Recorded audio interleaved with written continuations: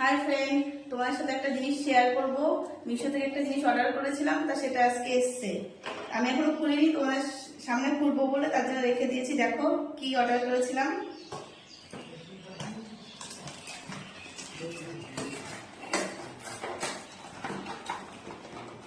এই দেখো, এই যে লিপস্টিক এসছে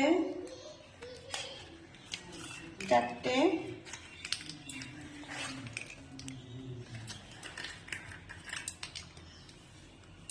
একটা কাজল পেন্সিলটাও ভালো, আর এটা চুল স্ট্রেট করা স্ট্রেটনার। দেখো ছোটোর মধ্যে নিয়েছি। জিনিসগুলো কেমন হয়েছে বলবে দেখে।